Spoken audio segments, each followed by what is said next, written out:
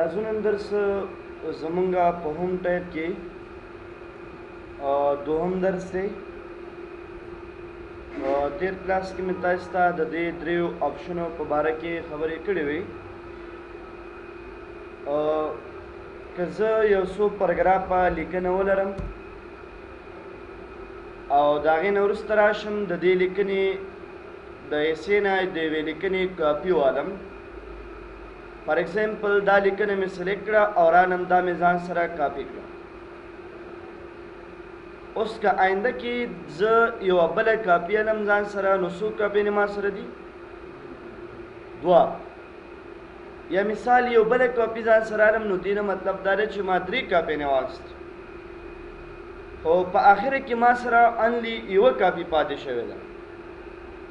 یعنې که زه بل ډاکومنټ کې یا بله ورقه کې درېږم او هغه لیکنه دلته راوړم، نو ما سره به صرف یوه لیکنه راکاپي کېږي او هغه لیکنه به راکاپي کېږي کومه چې ما په آخره کې کاپي کړې وه. اوس د یو نه زیاتې کاپیانې مونږ ډایرکټ اخیستلی نه شو، او که مونږ غواړو چې یو نه زیاتې کاپیانې ځان سره واخلو، د هغې دپاره به یو ځل کلیپ بورډ باندې کلیک کوو. د کلیپ بورډ کار دا دی که ته چېرته یو کاپي الې او د هغې نه علاوه راځي یو بله کاپي الې او بیا مونږ ورپسې بله کاپي الو، نو هغه ټولې به په دې لیست کې مونږ سره پرتې وي. آینده کې که چېرته نوي ډاکومنټ کې زه ودرېږم او راشم په دې کې په دې لیکنه باندې کلیک کوم، نو دوی به یو په یو سره هغه کاپیانې ما ته دلته راکوي. یعنې مونږ کولی شو په دې لیست کې 40 کاپیانې د ځان سره وساتو. 40 کاپیانو نه علاوه زیاتې کاپیانې به یې ساتلی مونږ نه شو، خو دا 40 کاپیانې به هله دلته ساتل کېږي چې کله دا کلیپ بورډ تا سره لګېدلی وي.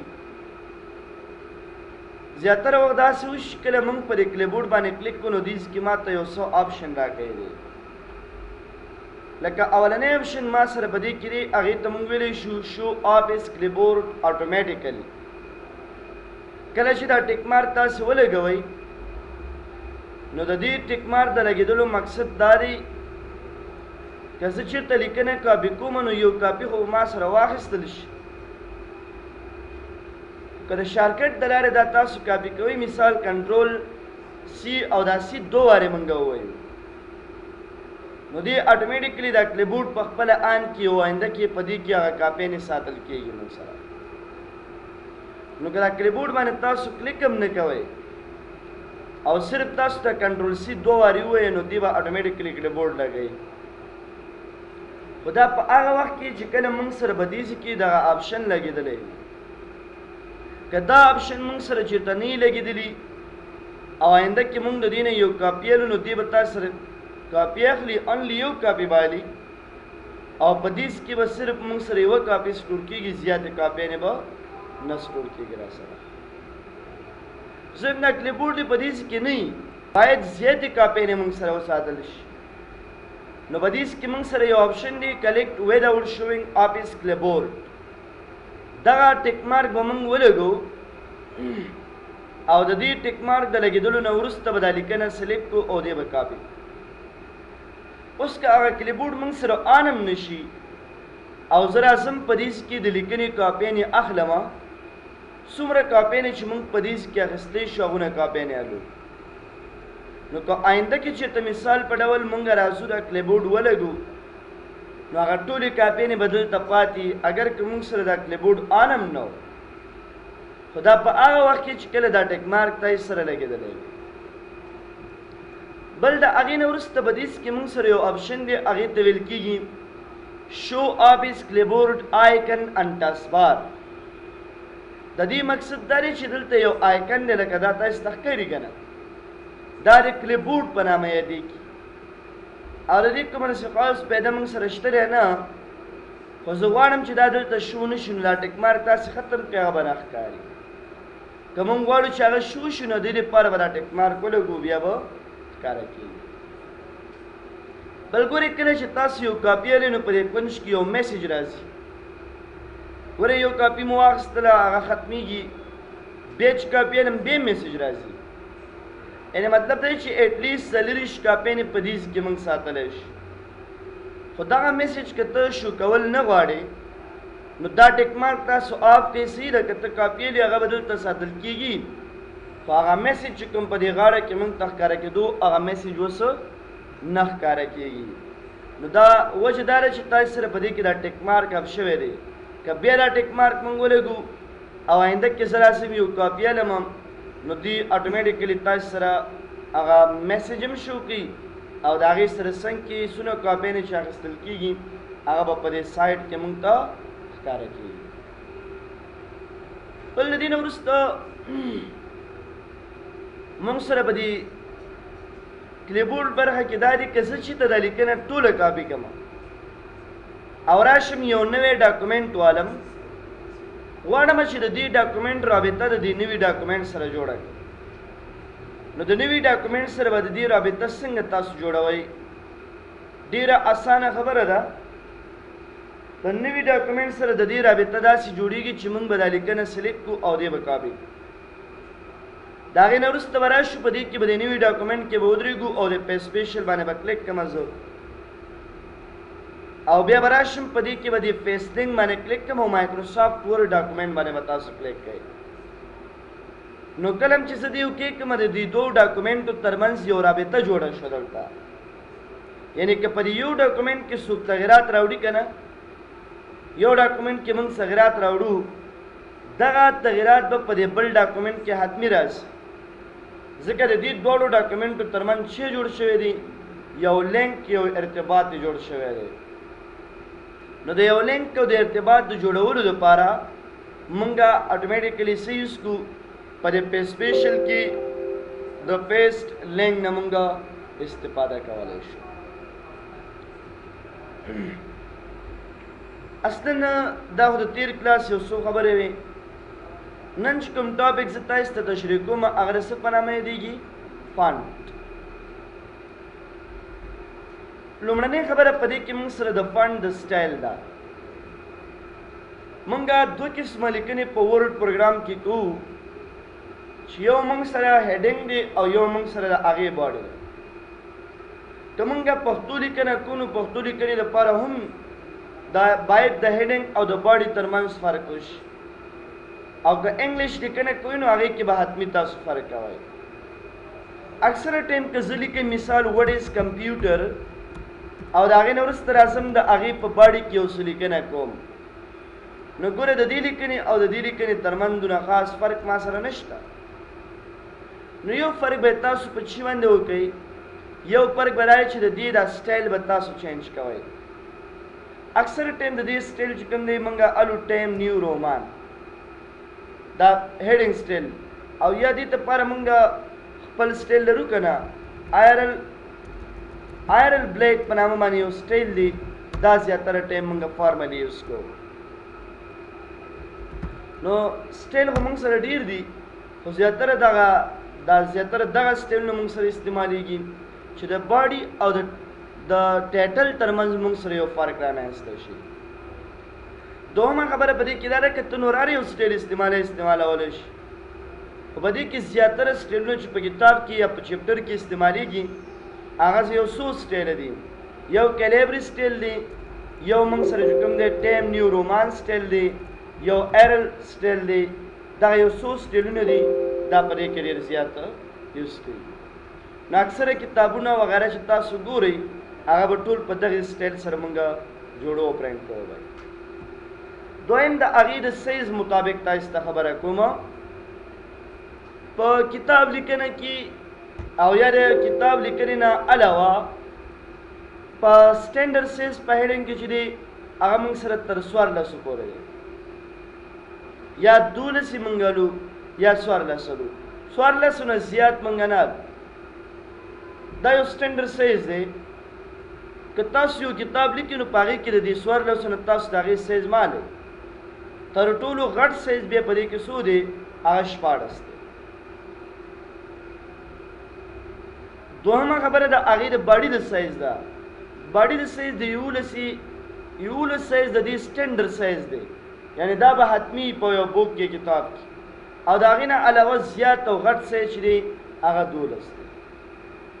ټول کتابونه چې لیکل کېږي نو هغه د 11 نه واله تر 12 پورې موږ لیکلی شو، بلکې 9 نه واله د 9 نه واله تر 12 پورې تاسو لیکلی شو. خو 11 د دې نارمل سایز دی. کوشش به دا کوئ چې ستاسو ټولې لیکنې باید په نارمل سایز کې څنګه شي، پرنټ شي. نه باید د 11 نه یا د 12 نه زیات وي او نه باید مونږ د دې نه دا کم. نو دا مونږ سره د سایز ریلیټډ خبره ده چې 11 باید د دې سایز وي او د دې هیډینګ سایز باید د 14 نه مونږ زیات ونه ساتو. که 14 راشي نو مطلب دا چې دا به په دې کې غټ سایز وي. دا مونږ د ځانه نه ورکو، دا اصلا کې یو سټینډرډ سایز دی او د دې سایز دپاره یو ارګنایزیشن دی هغه کار کوي. د لیکنې د اندازې سایز باید څومره مونږ سره وي. نو نارملی دغه یو څو قسمه سایزونه دي، دا په کتاب لیکنه کې یا عام لیکنه کې د دې نه ډېره استفاده مونږ کوي. که دا ډیکریز او انکریز دې ځای نه کوئ او که ډایرکټ دې ځای نه تاسو کموئ زیاتوئ نو دواړه سیم خبرې دي، فرق نه لري. شارکټ هم تاسو ته ښیم، که موږ د یو لیکنې اندازه زیاتو نو کنټرول بریکټ سره به دې اندازه زیاتوي. چې کنټرول ونیسئ پلس د هغې سره دا بریکټ ونیسئ دې به اندازه زیاتوي. او د کنټرول بریکټ سره د دې بریکټ سره اندازه بیرته کمیږي. که زه آینده کې د دې سایز کموم نو د بل بریکټ سره اندازه زه بیرته کمولی شم. نو دې سره شارکټ د لارې هم تاسو کولی شئ اندازه یې زیاته کوئ او یا کمه کوئ. تاسو سهار وختي ویده یې ټول دا ولې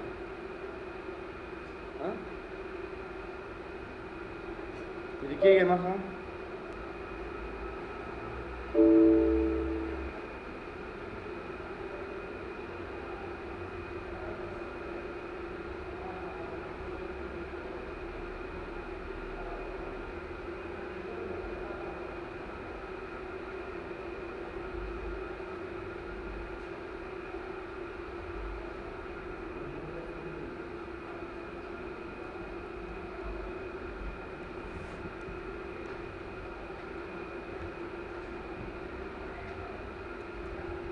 نو دا مونږ سره د سایز مطابق یو څو خبرې شوې. دویمه خبره په دې کې مونږ سره بیا د سینټنس کیس ده. لکه تاسو که یو جمله لیکئ، ګورئ ما داسې ولیکل ضیا انسټیټیوټ آف کمپیوټر ساینس. په دې جمله کې دا زیډ په خپله غټ شو. ګورئ که تاسو لیکئ جمله لیکئ نو اکثر ټیم داسي چې مونږ را لفظ نه غټو، دا اټومیټیکلی په خپله غټېږي. زه لیکم ضیا سپیس سره خپله دی غټ شي، خو باقي نور چې کوم دی دا حروف غواړي.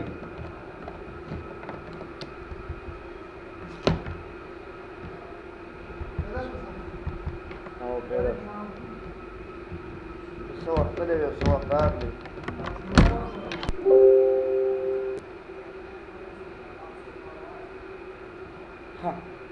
نو اولنې حروف د دې اډوډې دي. اوس موږ ته دې یو څو قسم آپشن راکړي دي. که زه دا لیکنه انتخاب کړم او د هغې نه وروسته راشم په دې کې ودرېږم نو اول سینټنس کیس دی. سینټنس کیس د مطلب دا دی چې لومړنی حروف ګډ کړه نور ټول واړه ساته. تاسو ګورئ که یو څو پرګراف په لیکنه وکئ نو د دې ځینې واله د جملې تر دې ځایه پورې صرف دغه یو حروف غټ، باقي نور ټول څنګه دي واړه دي. یا کوم ځای کې چې نقطه کېښودل شوې ده نو هغې نه وروسته د جملې لومړنی حروف غټ. که په داسې طریقه سره ستاسو نه یې پکار نو دې په ځای باندې تاسو لوور کیس هم اخیستی شي. یعنې مثال زه وایم یاره د دې ټولو جملې دا لومړني حروف دې واړه شي، لوور کیس والا واړه به شي. یا تاسو په دې کې وګورئ اپر کیس. مثال موږ وایو د جملې دي ټول حروف غټ راځي اپر کیس، او یا په دې کې تاسو کپیټلایز ایچ ورډ ماخسته شي، یعنی چې لومړنی حروف دی غټ وي د هر یو لغت، باقي نور حروف دي څنګه واړی. نو داسې هم کولی شو موږ. او آخرنی اپشن یې په دې کې موږ سره دی هغې ته ویل کېږي ټاګل کیس. یعنی مطلب دا دی چې لومړنی حروف دی وړوکي نور دی غټ. دا ټولې خبرې په دې کې صحیح نه دي. یوازینۍ طریقه چې په دې کې موږ استعمالو باید هغه چې وي موږ سره هغه سنټنس کیس. د سنټنس کیس په واسطه باندې موږ کولی شو د جملې د لومړنی حروف غټ کړو، باقي نور ټول حروف یې واړه وساتو. په کار موږ سره همداسې. بل ګورئ که تاسو د دې لیکنې دا سایز زید د هغې نه علاوه تاسو ته مثال یو ډیزاین ورکړو، نو کنټرول سپیس بار سره به د دې هر څه ختم شي. او که داسې نه شو کولی نو دې کې هم کلیر فارمیټنګ شته. کله چې په دې باندې زه کلیک کوم نو د دې لیکنې هغه ډیزاین هغه سټایل اټومیټیکلی څنګه شي ختمیږي. نو که تاسو مثال یو سایز ورکړی په دې کلیک کړلو نو بېرته به هغه سایز خپل حالت ته راځي، نارمل حالت ته به راځي. بل ګورئ که د جملې لومړنۍ لیکنه وي او دا لږ بولډ راولو نو سمپلی به دې کلیک که. که مثال لږ ایټالیک راولي په دې کلیک که انډرلاین، شارکټ یې کنټرول وي، کنټرول آی، کنټرول یو. او د انډرلاین دا سټایل هم تاسو بدلولی شئ، باید کوم ماډل سټایل موږ سره دی ولري. همدغه شان انډرلاین دا کلر هم بدلولی شو، مثال دا ماډل کلر باید انډرلاین ولري. کله کله موږ داسې وایو په دې جمله کې دغه لیکنه باید په دې باندې کرښه راکاږل شي، دا صحیح نه ده. نو راشي په دې کې دا سټریک تھرو چې ولګوئ په دې باندې به یو کرښه راکاږي.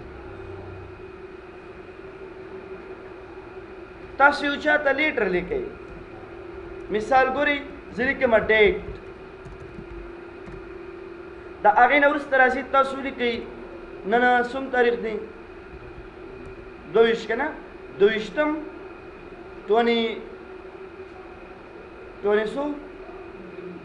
22nd 23rd. نو ګورئ دې دپاره تاسو داسې لیکئ 30 RD. بیا چې کله دا سپیس بټن تاسو ووایئ نو دې دا 3 RD چې کوم دی په خپله بره یوسي،